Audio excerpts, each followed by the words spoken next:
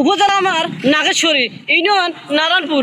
আমি বর্তমান দাঁড়িয়ে আছি পাগলার বাজার, নারায়ণপুর পাগলার বাজার। আমাদের নদী ভাঙন কষ্ট আপনারা উপজেলার লোক দেখুন, সারা বাংলাদেশ লোক। এই কুল থেকে এই কুল, আবার এই কুল থেকে এই কুল। যদি কোনো উপজেলার লোক, কোনো জেলার লোক দেখতো আমাদের নদী ভাঙন ব্যবস্থা করতো, তাহলে যাইতেও না আমার এই কুল থেকে এই কুল, আবার যেতে হতো না এই কুল থেকে ওই কুল। সবাই আমাদের নারায়ণপুর পাগলার বাজার নদী ভাঙনগুলা দেখবেন অবশ্যই। দয়া হলো সবারই। ধন্যবাদ।